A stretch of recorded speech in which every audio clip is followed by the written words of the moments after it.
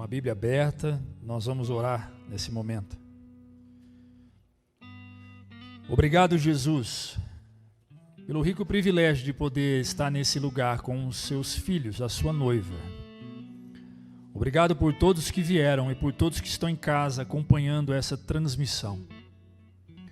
O Senhor tem ministrado em nossos corações desde o primeiro minuto que chegamos aqui. Nós pedimos ao Senhor que continue falando conosco, na porção e na medida que o Senhor deseja.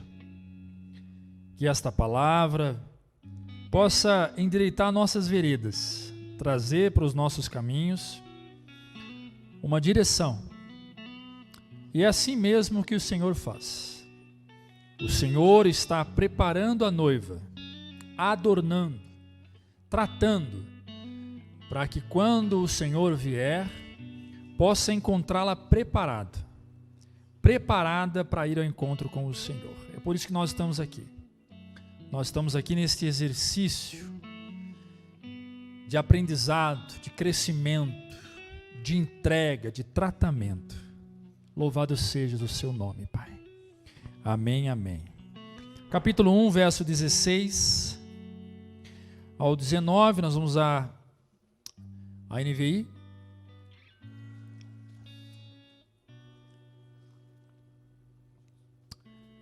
Lavem-se, limpem-se, removam suas más obras para longe da minha vista, parem de fazer o mal. Aprendam a fazer o bem, busquem a justiça, acabem com a opressão, lutem pelos direitos do órfão, defendam a causa da viúva. Venham, vamos refletir juntos, diz o Senhor. Embora os seus pecados sejam vermelhos como escarlate, eles se tornarão branco como a neve. Embora sejam rubros como púrpura, como a lã se tornarão. Se vocês estiverem dispostos a obedecer, comerão os melhores frutos desta terra. Posso ouvir um amém? Você vai virar essa pessoa que está do seu lado e vai dizer assim: Deus quer falar com você. Pode se sentar. Amém? Meu amado, o pecado é como uma doença devastadora.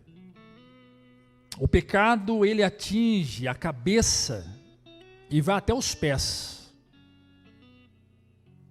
O pecado, ele pode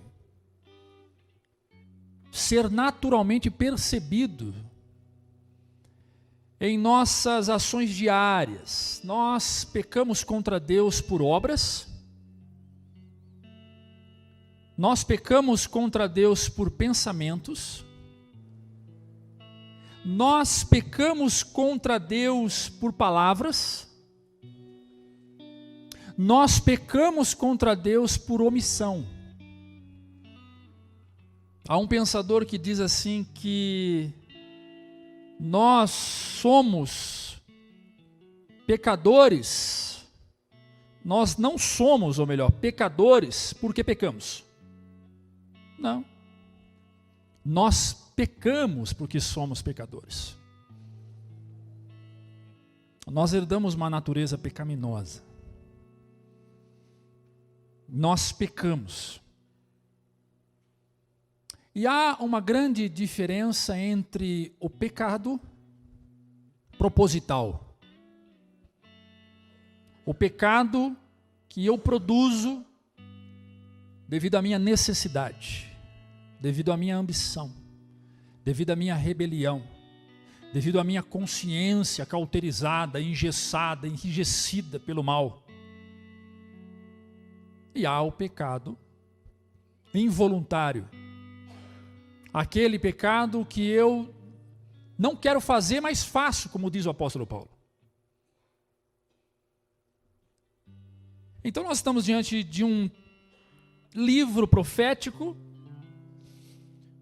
o profeta Isaías, que vai falar com Judá, ou seja, com Israel, e com toda a cidade de Jerusalém. E este livro, não somente este livro, mas como todos os outros livros que foram dirigidas, cartas que foram dirigidas pelos profetas a Israel, serve para mim e para você. É um reflexo daquilo que é os dias de hoje. Isto não é uma história que é contada por pregadores aos domingos, ou quem sabe nos cultos que você vai, ouviu, ou esteve ali por acaso, ou qualquer pregador que você viu pregando por aí. Esse livro não é um livro de historinhas, de uma nação que viveu lá no Egito e saiu de lá. Não é um livro de historinhas, é a palavra de Deus. E quando eu ouço o que está sendo narrado aqui, quando é depositado isto para nós, eu não posso fugir disso, achando que isso não vale para mim. Quando a palavra de Deus ela é mencionada, ela é levantada, ela é traga para o meio do povo de hoje, o nosso povo, eu e você. É para mim, é para você, é para nós. Então nós vamos entender o que Deus quer para nós a partir da palavra, a partir das escrituras, a partir desse livro profético. Nós não adoramos esse livro que está aqui, nós não chegamos diante dele, nos curvamos diante dele e prestamos culto para esse livro. Nós não fazemos isso porque nós não somos idólatras, mas nós cremos que o que está aqui é a palavra de Deus.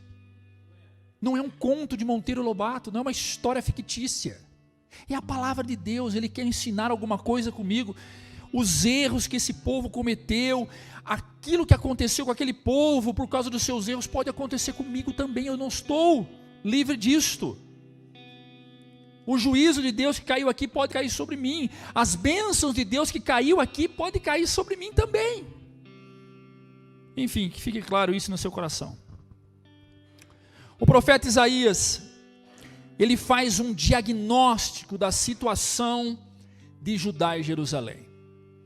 Observem comigo, nós vamos fazer hoje uma mensagem expositiva, que é normal, que é o que eu tenho costume pregar.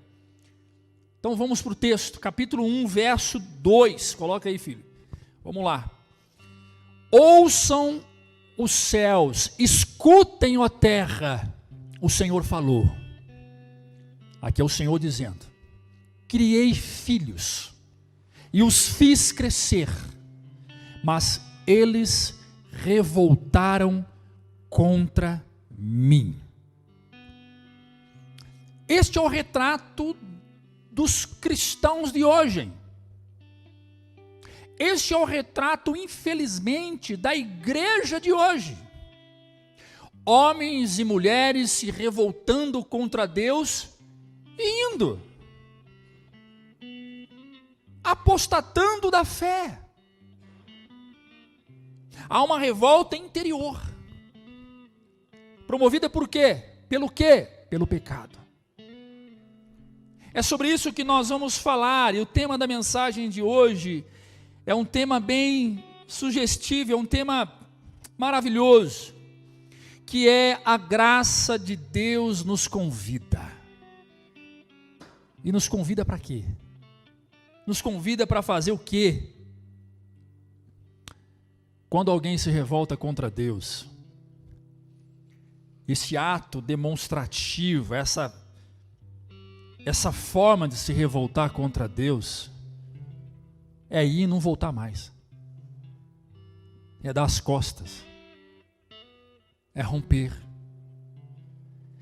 com a igreja, é romper com a fé, é romper com o pastoreio, é romper com o culto, é romper com a generosidade, é romper com a fidelidade, é romper com você, romper comigo, romper com ele, é romper, é ir e não voltar mais. E enquanto o Senhor ministrava esse estudo em meu coração, eu fui entendendo por que isso acontece, o estímulo dessa revolta contra Deus. Primeiro estímulo que faz o homem se revoltar contra Deus. Versículo 3 do capítulo 1. O boi reconhece o seu dono. E o jumento conhece a manjedoura do seu proprietário, do seu dono.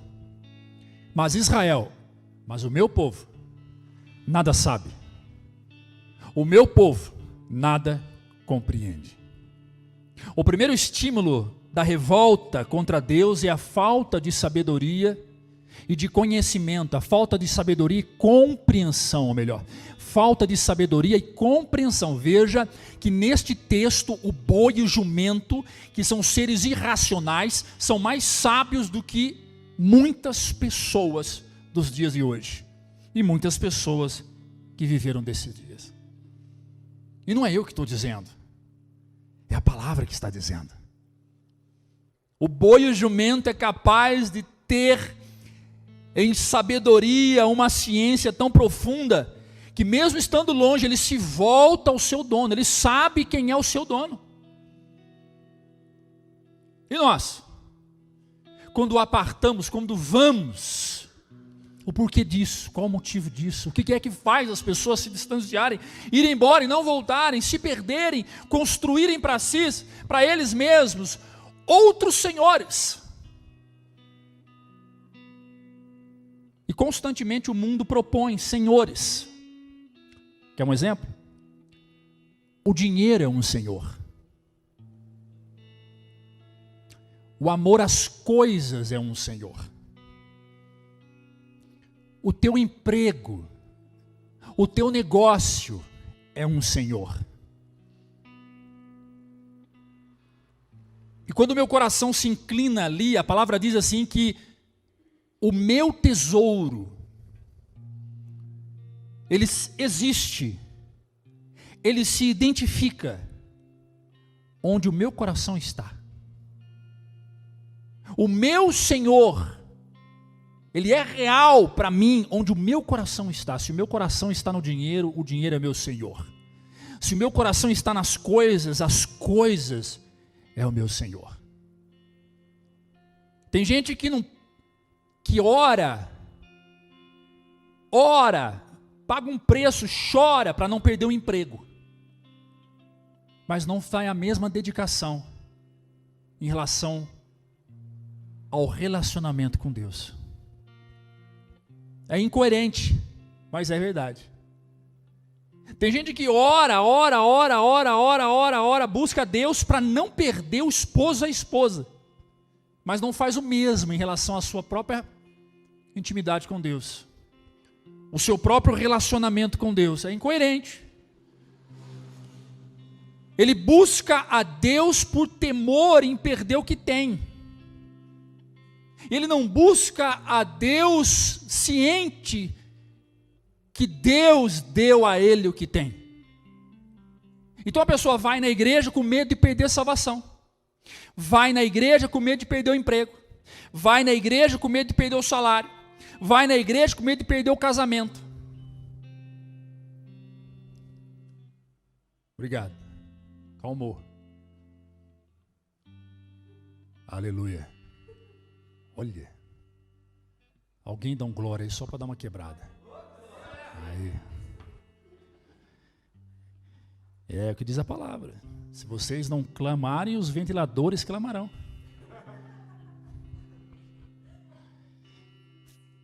Pai. Segundo estímulo da revolta contra Deus.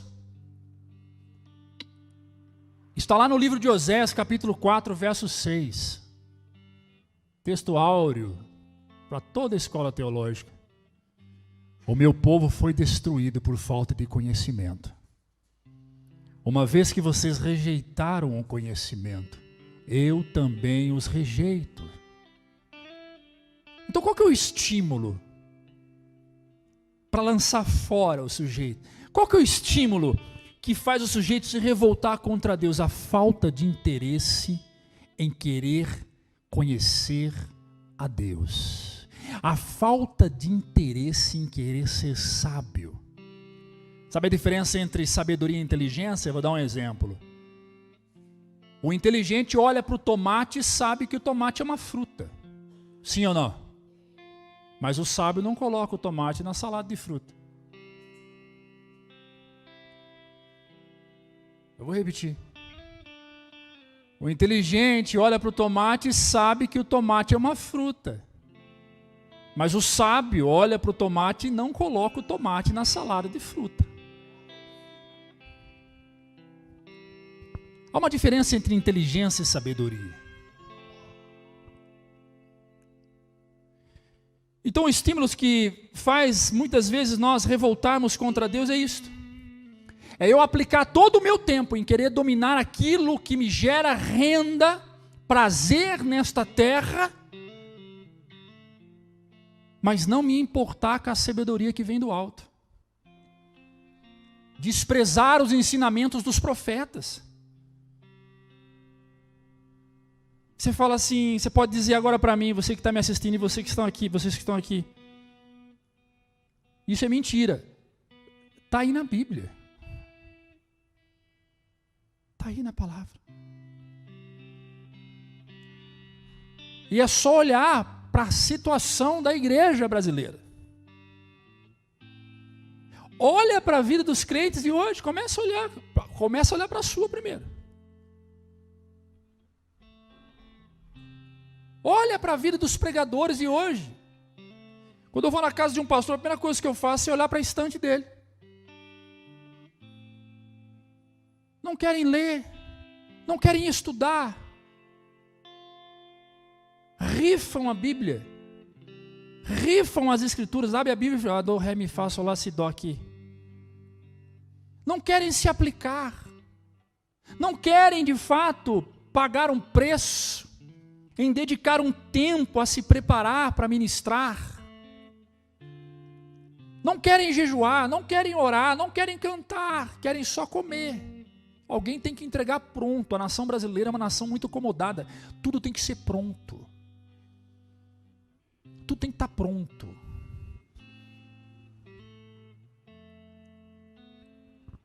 Então nós estamos vivendo um tempo em que há estímulos de sobra para empurrar as pessoas para fora. Há estímulos de fora para as pessoas não serem mais servos do Senhor, mas servos do mundo. E o pecado lança o homem para trás. E é isso que você tem que entender. Quando pecamos, o pecado lança você e eu para trás. Imagina se cada pecado que nós cometêssemos, Deus nos abençoasse. Hein? Hã? Eu vou trair minha mulher hoje, porque Deus vai me dar uma bênção amanhã. Tem sentido isso, não? Eu vou roubar um pouquinho para ver se Deus me abençoa um pouco mais. Imagina se cada pecado que nós cometêssemos, Deus nos abençoasse. Hã? Eu vou falar mal das pessoas hoje. Por quê? Porque Deus me abençoa quando eu falo mal das pessoas. Hein? Eu vou enganar o meu chefe. Eu vou dizer que eu fiquei doente hoje para não ir trabalhar. Dessa forma Deus me abençoa. O pecado te lança para trás. Versículo 4. A nação pecadora. Joga a versão ARC, por favor. Ai da nação pecadora, do povo carregado da iniquidade, da semente de malignos, dos filhos corruptores, deixaram o Senhor, blasfemaram do Santo de Israel, voltaram para trás. É isso que o pecado faz. Você está avançando, Deus quer que você avance, Deus quer que você prospere, Deus quer que você voe como águia, Deus quer que você tenha um casamento próspero, uma família próspera nessa terra, Deus quer que você cresça, porque Ele se alegra com o seu crescimento, e no meio desse caminho, é muito natural que o diabo se levanta para te atentar e te tentar, são duas coisas diferentes. Atentar é ir contra você, tentar é se seduzir, fazer você ir contra o próprio Deus. Atentar contra você é o diabo lançar sobre a sua vida pedra de tropeço para que você caia, flechas inflamadas. O que é flecha inflamadas? Palavras malditas, que dói mesmo, que bate e dói. É o diabo atentando contra você.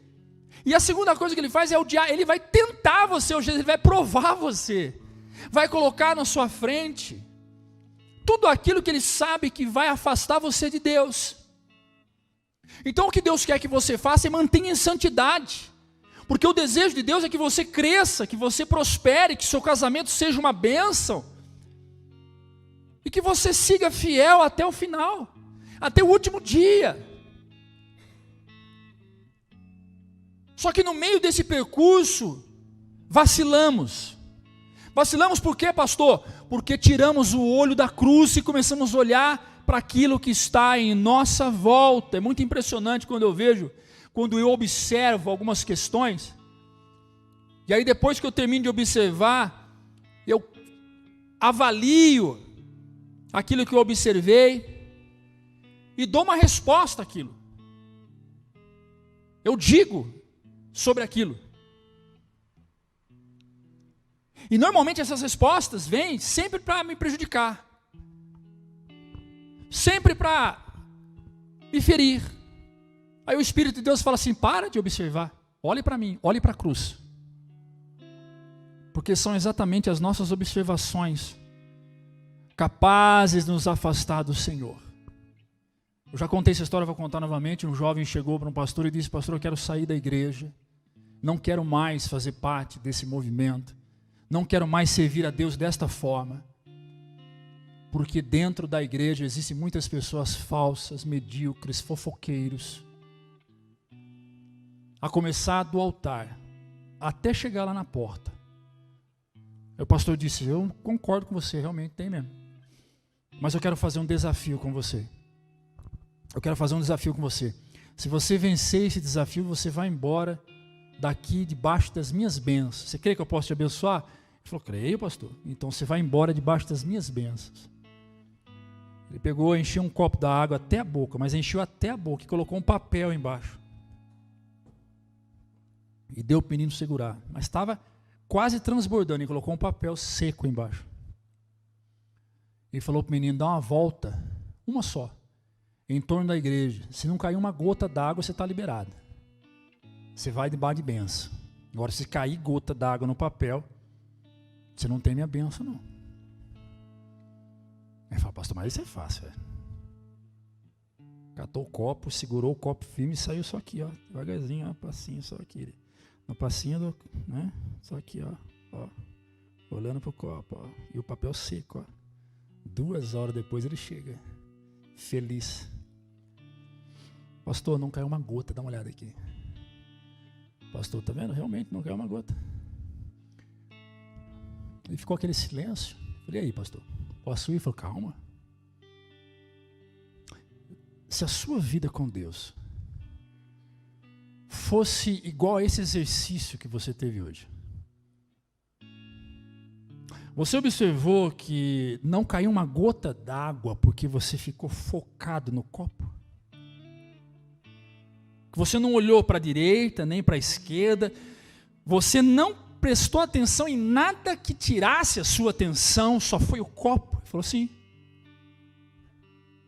Você viu que não passou carro? Passou carro ali na vida, você viu? Eu falei: não vi. Você viu que passou, o irmão diácono passou, ele também não vi. Eu falei: pois bem, assim tem que ser a sua caminhada com Cristo. Quanto mais você foca a cruz, o Evangelho, o Cristo, mais propenso é a água ficar no copo e a gota não se derramar. Não se derramar. Você não tem tempo para ver as coisas. Você não tem tempo para ficar vendo a vida dos outros. Você não tem tempo para ficar investigando a vida de um e de outro.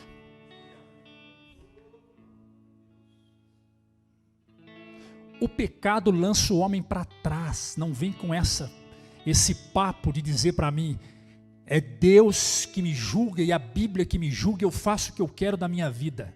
Não. O julgamento já foi dado. Está na palavra. A palavra já está aqui. O pecado nos lança para trás.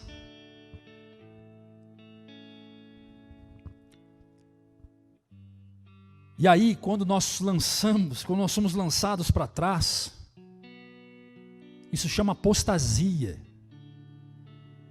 E Pedro vai falar sobre isso. Coloca para mim 2 Pedro capítulo 2, verso 21. 2 versículos, 21 e 22.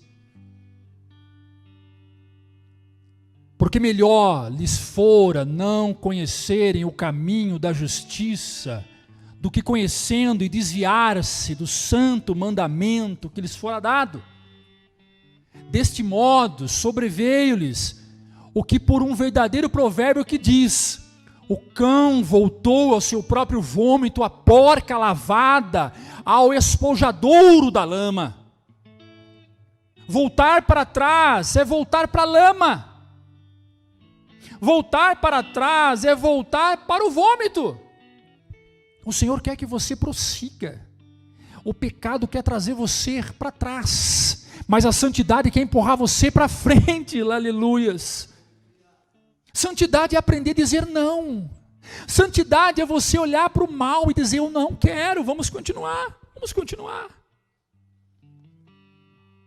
O pecado, além de lançar você para trás, o pecado também enferma, o pecado adoece. O pecado gera enfermidade. Versículos 5 e 6 do capítulo 1 de Isaías.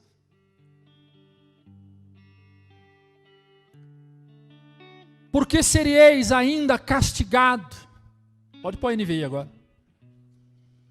Porque haveriam de continuar a ser castigados. Porque insistem na revolta, ou seja, por que vocês querem um castigo? Por que insiste ainda estarem revoltados contra mim, diz o Senhor? Porque insistem na revolta, a cabeça toda está ferida, todo o coração está sofrendo. Agora o versículo 6. Da sola do pé ao alto da cabeça não há nada são, somente machucados, vergões e ferimentos abertos, que não foram limpos, nem enfaixados e nem tratados com azeite. É isto que o pecado faz. O pecado enferma da cabeça aos pés. E aí você pode pensar agora: eu ando na rua, vejo um monte de gente que faz um monte de porcaria, que não tem Deus e tão saudável fisicamente. Há dois processos aqui, o interior e o exterior. Por fora, uma bela viola. Por dentro, obrigado que eu tinha esquecido essa parte, um pão bolorento. Bonitão por fora, bonitona por fora, mas por dentro todo ferido, machucado. Tem ódio da ex-mulher, do ex-marido. Tem rancor contra o pai, contra a mãe. Quer matar o ex-chefe que o demitiu. Tem ódio da ex-sogra que, segundo essa pessoa, articulou a queda, a destruição do casamento. Tem mágoas profundas contra o seu líder. É o pecado que produz isso dentro da gente. Não é a santidade, não é a bondade. Tem feridas profundas ali que precisam ser saradas. E quando nós olhamos para esse tipo de situação, nós vamos entender que o texto fala de castigo. O texto é claro, ele fala de castigo, fala de juízo. E o castigo é uma forma de disciplina, é um instrumento de correção, é um convite para o arrependimento, para a cura interior. Não existe cura interior sem arrependimento. Olha, preste bem atenção. E eu acredito muito em cura interior, como também acredito em feridas interior, do interior. É o que a psicologia lida, com feridas na alma.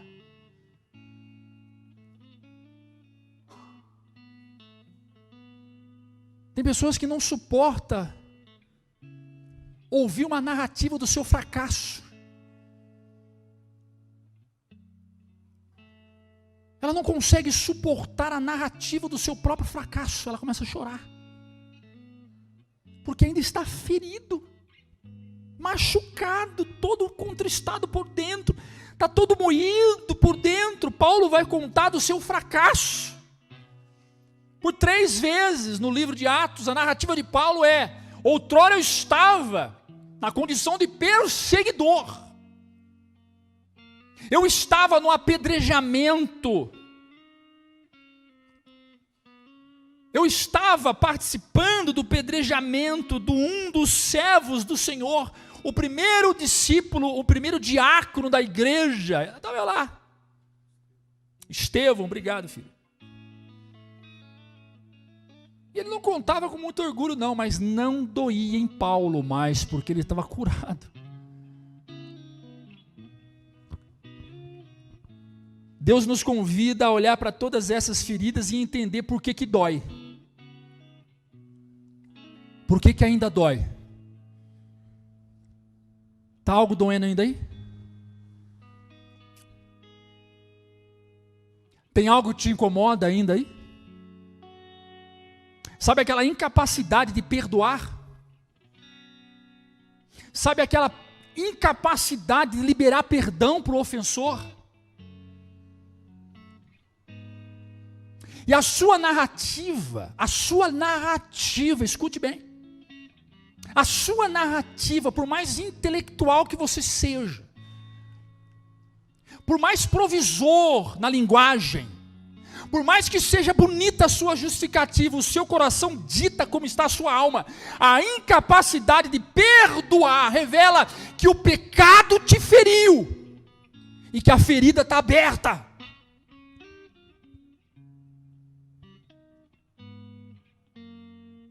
E uma doença chama outra.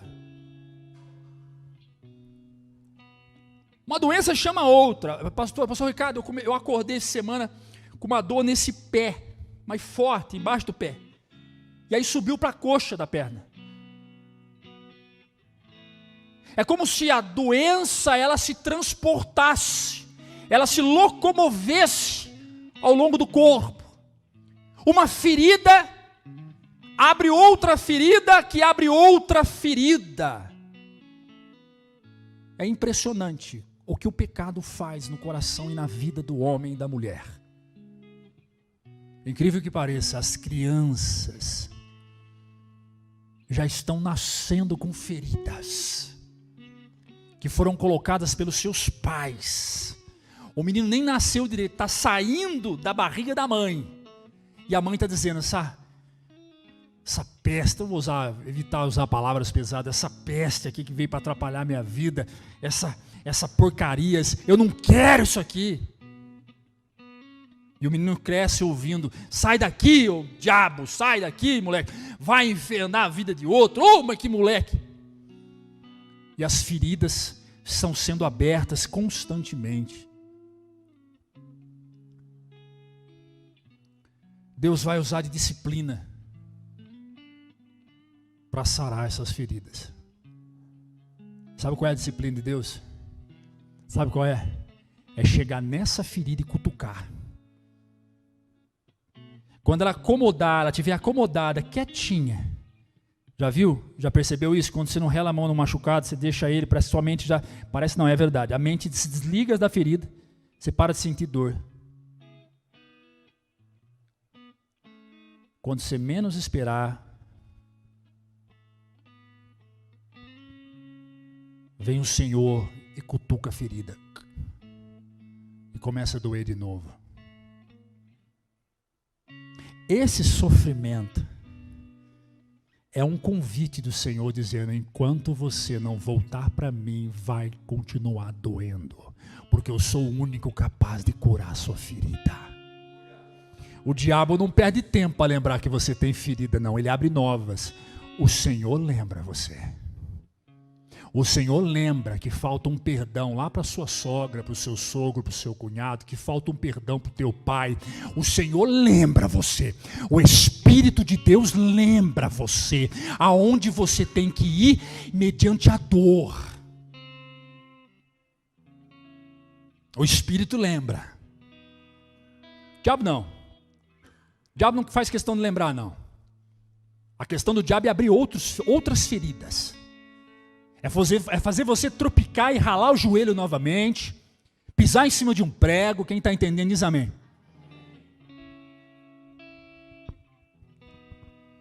A disciplina de Deus nos pluma, nos coloca no eixo. E quando você sabe que tem que fazer o que é certo e não faz, você peca muito mais. Você peca muito mais. Parece que a dor ela intensifica. Hebreus 12, 4. Vai lá.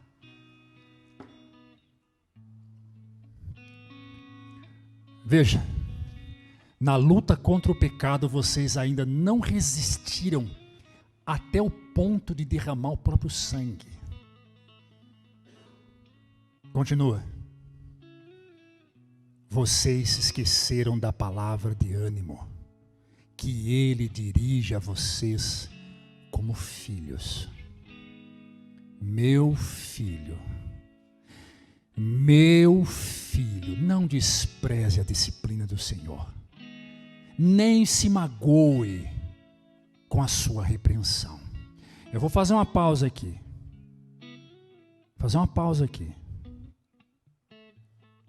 Hoje, os pastores de hoje têm que tomar cuidado da forma que eles falam com suas ovelhas. Porque nunca existiu uma geração tão magoadinha como há nos dias de hoje. Uma geração mimizenta. Você chama a atenção de um sujeito, você leva ele para a disciplina, você quer tratar ele, que ele está no caminho torto. É papel do pastor fazer isso, de mais ninguém. Dentro de casa é o papel do pai, da mãe fazer isso. Dentro da igreja é o papel do pastor fazer isso, não é do diácono, é do pastor. Lá em casa é o pai e a mãe, na igreja é o pastor, que muitas vezes corrige esse pai e essa mãe, que está aplicando uma disciplina errônea dentro da própria casa. E aí você corrige, dá só uma cajadada, cajadada levinha, de nada, pique na patinha assim, pique. Já sai falando com 3, 4.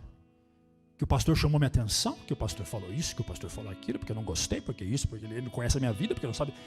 Estão desprezando a disciplina. Volta o texto, por favor. Não despreze a disciplina do Senhor, nem se magoe com sua repreensão.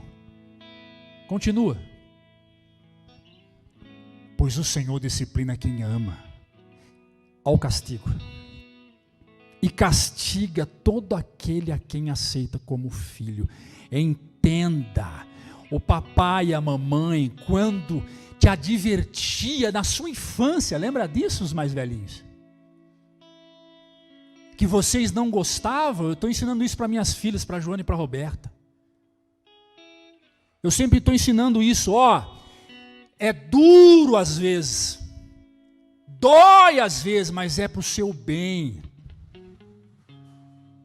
Porque a criança de hoje tem uma visão equivocada sobre o futuro, mas os pais não. As crianças de hoje têm uma ilusão do próprio futuro, mas os pais não. Assim como a vida com Deus. Muitos que passam por aquela porta têm uma visão equivocada sobre o futuro, mas o pastor não pode ter. Por isso que ele precisa estar aliançado com o Senhor, alimentado pela sua palavra, e o cajado que está nas suas mãos tem que ser a única palavra do Senhor. E quando eu recebo isso para a minha vida, eu volto para a minha casa entendendo o que eu devo fazer, não me revoltando contra a palavra, ao ponto de dizer para o marido: nós não vamos mais nessa igreja, vamos trocar de igreja. Você pode mudar de 1000 igrejas, enquanto você não mudar, nada vai acontecer na sua vida. O pecado enferma, adoece. E agora vem outro sentido, literalmente adoece fisicamente também. Eu cansei de chamar para esse gabinete aqui atrás várias pessoas, convidando-as a ter um concerto com o Senhor, convidando-as a se aliançar verdadeiramente, renunciar ao pecado, à mentira. Quantas mensagens eu já preguei, irmãos? Abre o aplicativo da igreja no YouTube, Conta lá quantas mensagens foi pregada desde quando nós começamos a transmitir o culto, que é recente. Quantas mensagens que Deus me usou e usou os demais pastores, quantas vezes nós ouvimos isto constantemente. O Senhor quer que toda semana a gente se alinha, a gente se acerte, a gente se pluma, porque Ele quer encontrar a sua noiva vestidas de branco, adornada, prontinho para subir, aleluias. O pecado empobrece. O pecado devora as nossas riquezas. Versículo 7 do capítulo 1. Vamos correr. A terra de vocês está devastada. Suas cidades foram destruídas. Há fogo. Os seus campos estão sendo tomados por estrangeiros diante de vocês. E devastados como ruína que eles costumam causar. A terra somos nós. O texto está dizendo: a terra de vocês está devastada. O pecado devasta a terra somos nós. O único lugar onde a semente é plantada é na terra. Não tem como plantar semente em parede, não tem como plantar semente no ar, não tem. Semente é plantado em terra. A palavra está dizendo: por causa do pecado, a terra está sendo destruída. A terra somos nós. Suas cidades foram destruídas. A cidade é a nossa casa. A cidade é o lugar onde nós habitamos. A cidade é o ambiente onde a terra está.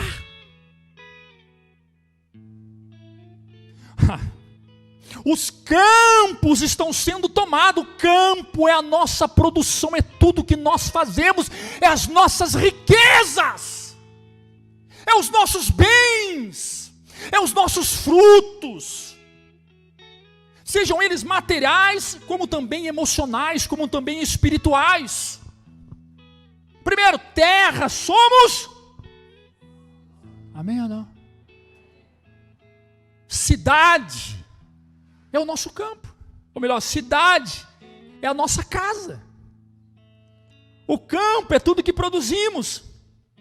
Os estrangeiros estão tomando tudo de vocês. Estrangeiro é o ímpio. O estrangeiro é o ímpio. Olha para os ímpios, olhem para os ímpios, estão enriquecendo. Olhem para o ímpio, o vizinho seu, sabe aquele vizinho seu cheio da grana? Tem o melhor plano de saúde, tem o melhor carro, melhor casa, tem tudo de bom. Aquilo tudo Deus entregou para nós, e é os ímpios que estão possuindo. Aqui eu falo literalmente de riqueza material, mas não é só isso. Não é só isso. O pecado rouba aquilo que você tem e dá para o ímpio. Você perde a sua empresa, você perde a sua paz, você perde o seu dinheiro, você perde a sua família, vai tudo para a mão do ímpio. Que tristeza, que tristeza.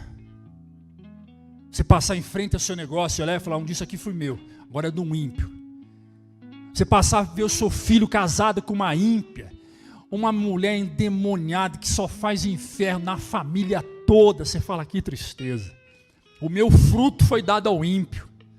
Olhar para sua filha que você cuidou bem, tratou bem dela, sabe, ensinou ela, mas o pecado jogou ela na mão do ímpio. Hoje ela sofre na mão do ímpio e você não pode fazer nada. Meu Deus, tem misericórdia. O pecado empobrece. Estava indo bem, né, meu filho? Estava indo muito bem. De repente veio uma chuva de dívida, uma chuva de problemas, começou a vir como um gafanhoto migrador e limpou e varreu, não ficou nada, não ficou nem raiz. O pecado faz isto. Você pode estar sentado em cima de um baú de ouro hoje, com todas as garantias possíveis que você não vai ficar pobre. Você pode ter aplicação em tudo quanto é tipo de corrente, dinheiro nos Estados Unidos, na Europa, nas Ilhas Caimã. Você pode ter tudo. Esta não é a garantia que você vai ficar pobre.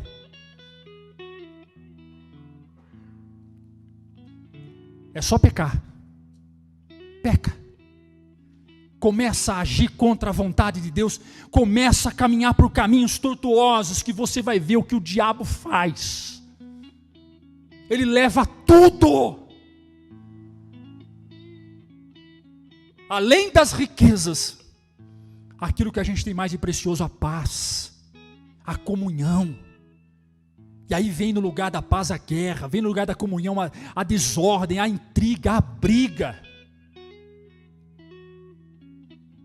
Não gloria o forte na sua força, diz o Senhor. Não glorie o rico na sua riqueza, diz o Senhor.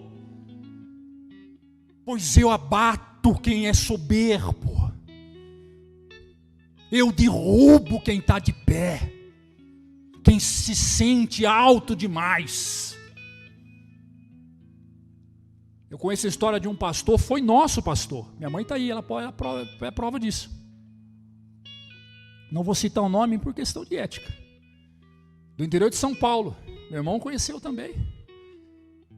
Foi uma bênção em nossas vidas, nos ajudou. Um dos homens mais ricos naquele tempo na cidade. O homem tinha fábrica de ferro, fábrica de telha, hotel, laticínio. Tinha muito dinheiro. Muita grana esse homem tinha. Meu pai trabalhou para ele um tempo, gerenciou uma das suas empresas. Nós moramos em algumas casas que ele tinha. Ele tinha vila de casas que ele construiu para os funcionários morarem. Nós moramos em uma dessas. Esse homem perdeu tudo. Sabe que é tudo, mas tudo ao ponto de andar com Fiat 147 emprestado. Esse homem acabou. Até hoje o ministério dele não se relevanta mais. Foi pro pó. Estou errado, mãe? Acabou, a vida desse homem acabou. Sabe por quê? Por causa do pecado. Na hora da oferta, fazia o checão de 100 pau. Aqui, estou ofertando 100 mil. Colocava no gasofilaço. Chegava lá para o tesoureiro e falava para o tesoureiro assim: me dá esse cheque 100 mil aqui. Rasgava.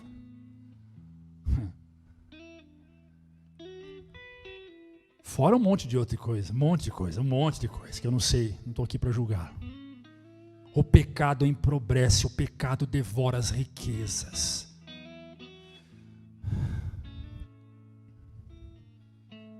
Nós não compactuamos com esse tipo de coisa.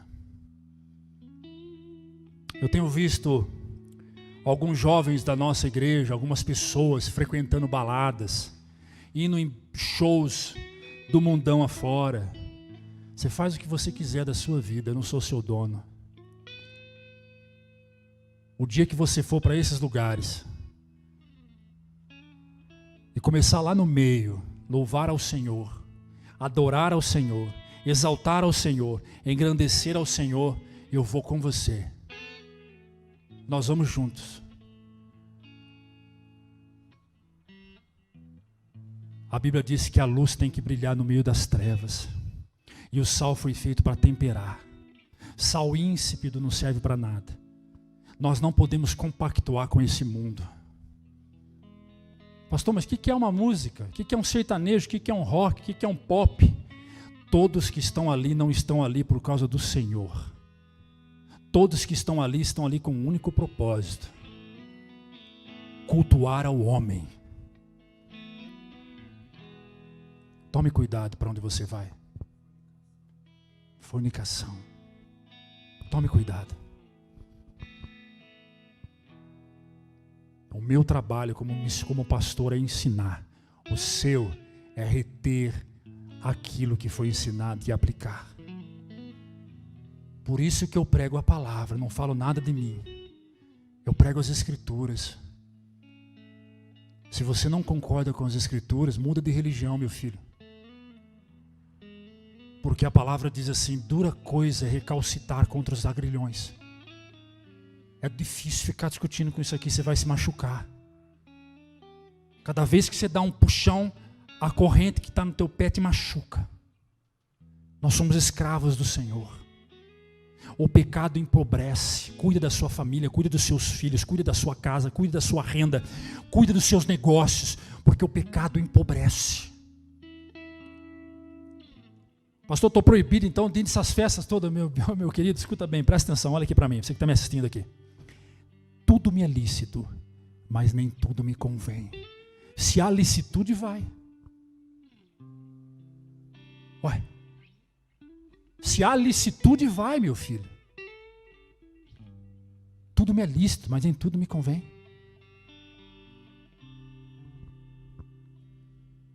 O pecado rouba aquilo que você tem, dá ao ímpio. A impiedade é capaz de carregar seu casamento, seu dinheiro, sua família, sua casa, seus negócios. O pecado inverte a ordem do culto. É isso que ele faz. Quer ver? Versículo 11. Para que me oferece tantos cultos? Tantos sacrifícios? Para quê? Pergunta o Senhor. Para mim chega de holocaustos, de carneiro, da gordura dos novilhos. Não tenho nenhum prazer no sangue desses novilhos, de cordeiros e de bodes. Eu vou parafrasear para você entender. Para que me oferece tanta oferta? Hã? Pergunta o Senhor. Para mim chega desses cultos, encontro de louvor, encontro de jovem, encontro de adolescente, encontro de irmãs, congresso de obreiros. Para mim chega dessas coisas. É o que está aí. É o que está aí no texto. Se você duvida, lê o texto 20 vezes que o Espírito Santo vai confirmar no seu coração. É o que está aí. Ele vai continuar, vamos lá. Para que tudo isto? Para que congresso de irmãs, encontro de jovens, encontro de mulheres, encontro de homens, culto de família, culto de ceia? Para que tudo isto? Para que isso tudo para mim? Eu estou cansado, eu não quero isto. Está aí. Essa é a tentativa que nós fazemos de ocultar o pecado. Antes do culto oferecido por nós ao Senhor, o Senhor deseja primeiro quem oferece o culto e depois o culto. Antes da oferta oferecida por nós ao Senhor, o Senhor exige primeiro quem oferta e depois a oferta.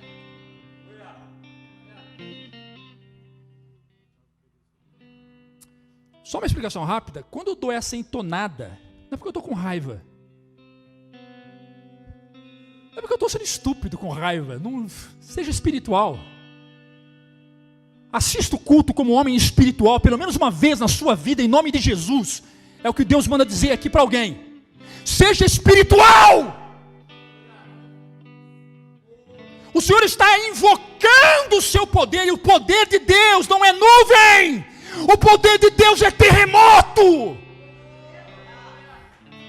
Aleluia. Seja espiritual. Eu não gosto quando ele dá esses altos e baixos. Seja espiritual que você vai passar a gostar. Porque o homem espiritual entende que é com ele.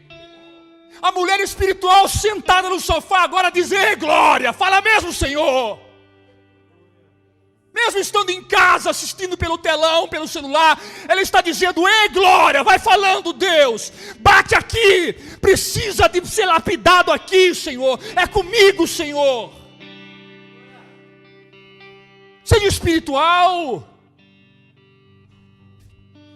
Antes do culto oferecido por nós, Deus deseja quem oferece o culto. Antes da oferta oferecida por nós, Deus deseja quem oferece a oferta. Antes do serviço oferecido por nós, Deus deseja quem oferece o serviço. Deus está mais preocupado com você do que aquilo que você vai fazer. Aquilo que você vai fazer é importante, mas tem que haver coerência entre quem faz e o que é feito. Eu vou repetir. Tem que haver coerência entre quem faz e o que foi feito. O prazer de Deus consiste em receber você antes de receber aquilo que você está para entregar. Tem para entregar. Tem gente tão preocupada em fazer alguma coisa para Deus, que esquece de ser alguma coisa em Deus.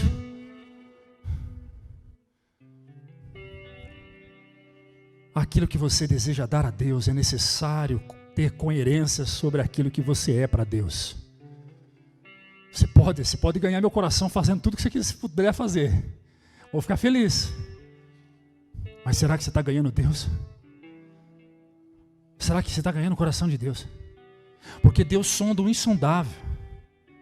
Ele conhece aquilo que nós não conhecemos. Ele enxerga, Val, aquilo que nós não enxergamos. Ele vê aquilo que nós não vemos. A motivação do seu coração tem que estar em coerência com aquilo que você é. Eu vou dar uma oferta hoje. Inclusive, oferte. Você que está assistindo, os irmãos que estão aqui, oferte. O aluguel vence terça-feira, o caixa da igreja está zerado. Ele, pastor, mas entrou disso semana passada, nós ofertamos tudo que tinha para o missionário que veio. E não foi muita coisa, não. Oferte. Terça-feira temos que pagar o aluguel, dê oferta. Oferte, deixa o Senhor te tocar. Vai lá na sua poupança, saca um dinheiro e fala, vou ofertar, vou semear. Por quê? Porque você ama a obra, você ama o Senhor. Mas antes disso tudo, tenta se entender quem é você em Deus. Se encontre com o Senhor no altar. O altar é lugar de encontro. O altar é lugar de cura.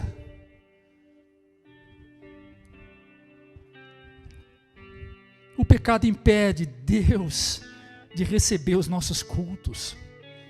Vai lá para o versículo 12 ao 14. Aleluia. Quando vocês vêm à minha presença, quem pediu que pusessem os pés no meu átrio? Parem de trazer ofertas inúteis. Volta lá, filho. Parem de trazer ofertas inúteis. O incenso de vocês é repugnante para mim. Luas novas, sábado, reuniões, eu não consigo mais suportar suas assembleias cheias de iniquidade. Vai. Suas festas da lua nova, suas festas fixas, eu as odeio. Tornaram-se um fardo para mim, eu não suporto mais. Está adiantando o que acordar de madrugada? Está adiantando o que vir aqui no meio da semana? Está adiantando o que vir aqui nas reuniões? Está adiantando o que? A iniquidade no seu coração. A iniquidade no meio de vocês. É o que a palavra está dizendo. Ele está dizendo, a sua presença em meu templo eu já não quero mais. Olha o que o pecado faz. O pecado transforma nosso culto a Deus em inutilidade. Não é eu que estou dizendo, meu Deus do céu, é as Escrituras que está dizendo. Por que é que o pregador de fora tem muito mais credibilidade que o seu pastor? Por que é que um Paulo Júnior da vida, um pastor, um David Keelan, tem muito mais credibilidade do que o seu pastor? Escute, eu não quero a sua credibilidade, eu quero que você crê na palavra. A palavra está dizendo, quem está vivendo uma vida caída no pecado, se ocultando, se escondendo, está perdendo tempo, está sendo inútil a sua vida, essa caminhada. Eu não quero que você compareça ao meu templo, eu não quero as suas ofertas, está aí no texto. As suas canções eu já não ouço mais. As suas reuniões eu já não suporto mais. Eu estava assistindo hoje um culto, não vou dizer o nome da igreja para não incentivar ninguém a buscar no YouTube, de uma igreja de gays, onde a pastora da igreja é a presidente e a sua esposa é a vice. Todo mundo é gay, o presbítero é gay, casado com um homem, a presbítera, é a primeira vez que eu vejo isso, presbítera. Mas tá bem, se a igreja de gay vai esperar o quê? O que ela vai esperar? Com todo respeito aos gays, eu amo os gays. Você que é homossexual, de repente clicou aí nesse botão aí, está assistindo. Eu amo a sua vida, meu lindo. Só não concordo com o que você faz. Só não apoio a sua atitude. Mas uma igreja evangélica de gay. E aí vocês precisam ver. Não precisa ver não. Ninguém vê nada. Deixa pra lá. Não quero... não, para. Não dá ibope não. Você vê lá um menino, que para eles é menines, que é outra aberração também, outra idiotice total. Vamos adorar o Senhor. E é um negócio doido, eu falo, meu Pai do céu. Rasgaram isso aqui. Criaram um livro à parte.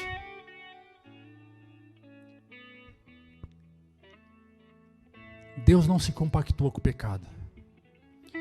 As nossas vistas e os nossos ouvidos parecem ser tudo bonito. Chega até a tocar o coração. A gente se emociona. Mas não é pela emoção que nós iremos alcançar o céu. Não é pela emoção que nós iremos alcançar o coração de Deus. É pela palavra do Senhor. Ele diz, eu sou o caminho, a verdade e a vida. Ninguém vem ao Pai a não ser por mim. É pela palavra do Senhor.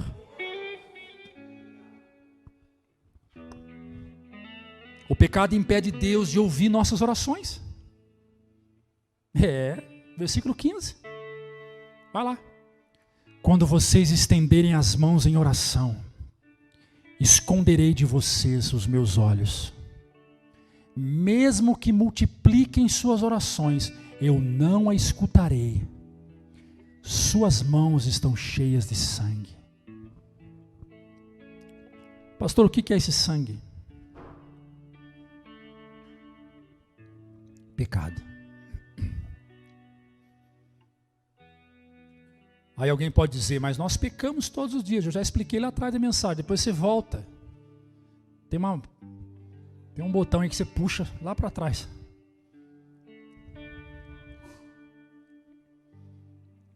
Quando levantarem suas mãos em oração, eu não ouvirei. Quando clamarem em oração, eu não escutarei. Você pode clamar o que você quiser, meu filho.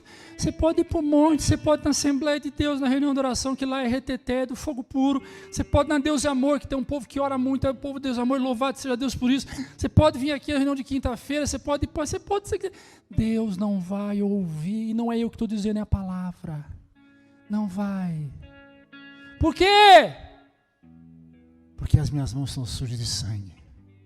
Há pecado. A mentira, a corrupção, a sujeira, a engano. Então vem o convite da graça. A graça é o amor do Pai. A graça é a bondade do Pai. Vem o convite do Senhor para essa nação, para este povo que está com as mãos sujas de sangue. Ou quem sabe até uma limpadinha de sangue, uma lapadinha de sangue. A sujeira aí. Tem coisa suja no meio aí. Então há um convite da graça. Capítulo 1, versículo 16, a parte A. Lavem-se. Limpem-se. Remova as suas más obras para longe de mim. Quem tem que fazer isso? Deus ou eu? Ou você? Quem tem que fazer isso? Deus ou eu e você? Nós. Vamos ler todos juntos no 3, só a parte A. Parte B é quando começa a frase em letra maiúscula. Ou melhor, continua a frase em letra maiúscula. 1, 2, 3. Lavem.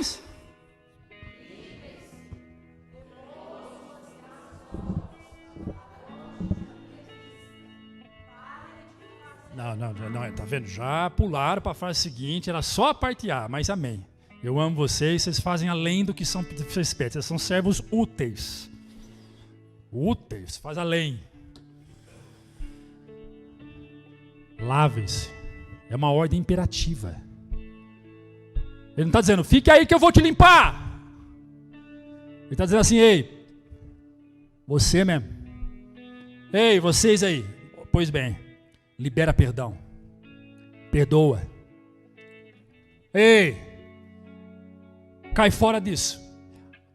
Abandone essa amante. Hoje. Agora.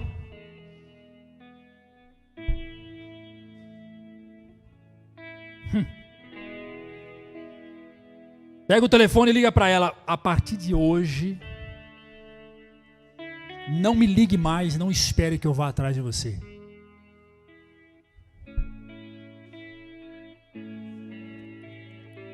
Aquele celular que está cheio de tem irmãos aí, não digo dessa igreja, por aí. Aqui mesmo não sei, em nome de Jesus aqui não sei. Amém? Amém ou não? Mas tem irmãos aí, que eu sei que eu posso chamar de irmãos, mas enfim. Você fala para eles, empresta o celular para me fazer uma ligação. Eu falo, não, qual que é o número que você quer que eu ligue? Misericórdia, aí é verdade, misericórdia. Não, eu ligo, não, para daqui. Deixa eu dar uma pesquisa aí. Eu preciso achar um negócio. Não, o que você quer saber?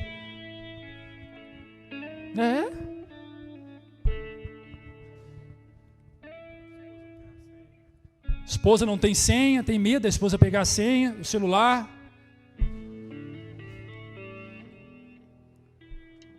Por quê? É pornografia. É grupos de WhatsApp da empresa que recebe fotos de nudes.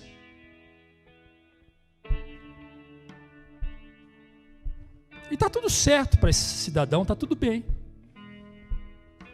E aí ele usa o argumento que é o seguinte: quem és tu para me julgar, pastor? Eu não te julguei hora nenhuma. Eu estou só ensinando a palavra aqui mesmo.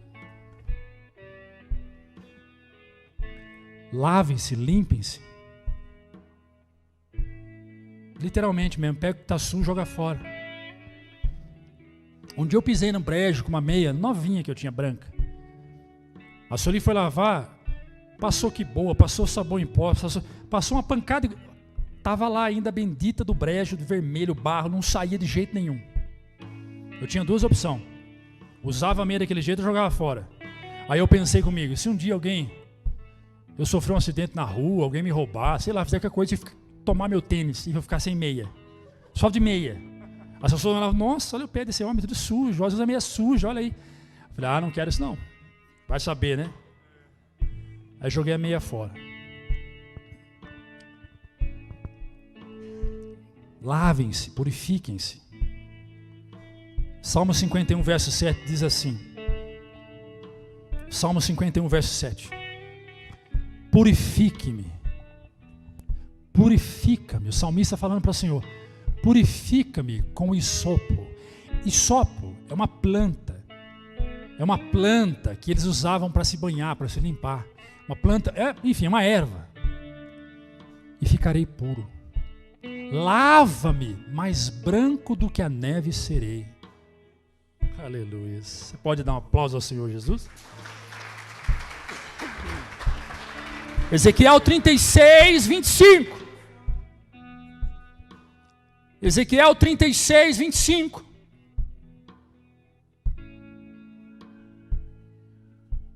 Muda para a versão anterior. Então espalharei ou derramarei água sobre vocês, sobre vós, e ficareis purificados de toda a vossa imundícia e de todos os vossos ídolos vos purificarei. O que é que tem sujado?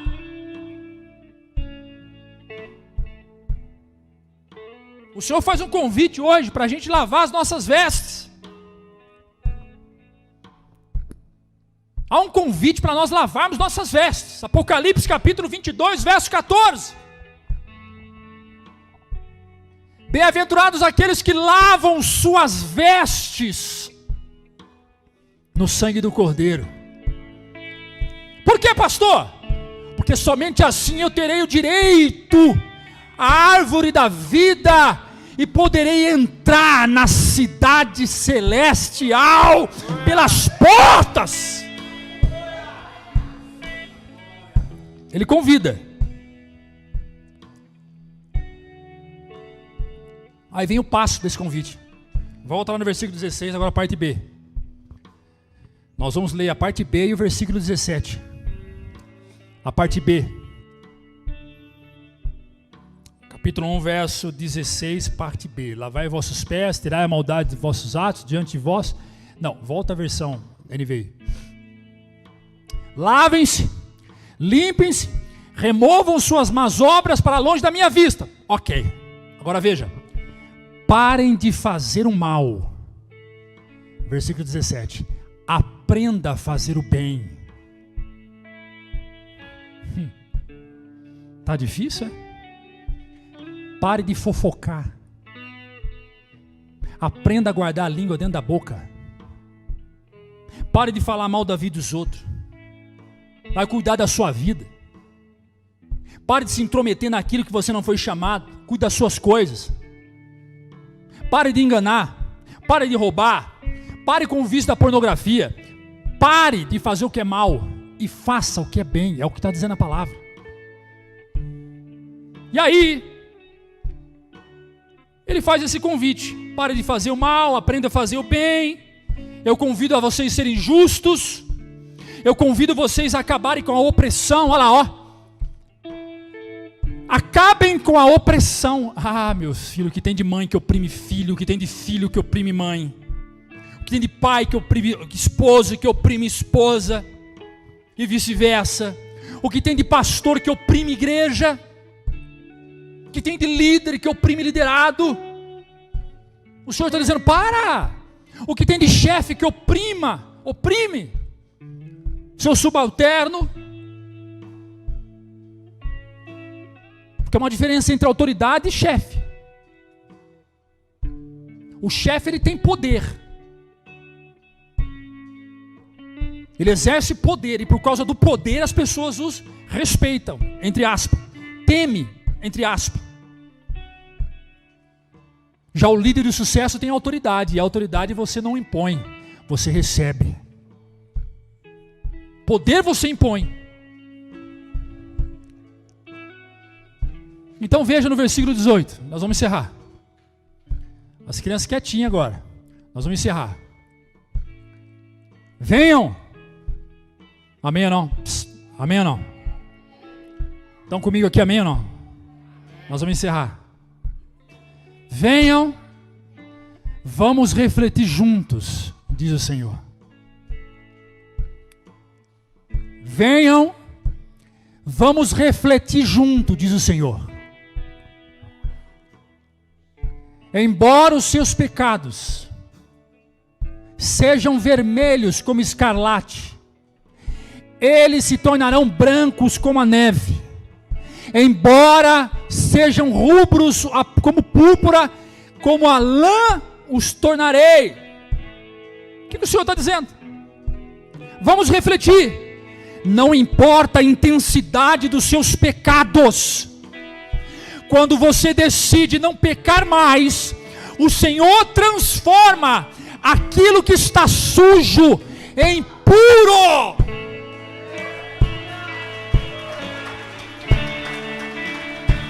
Quanto mais intenso, mais brando eu transformo. Quanto mais os nossos pecados é maior será o nosso arrependimento. E aí vem os benefícios.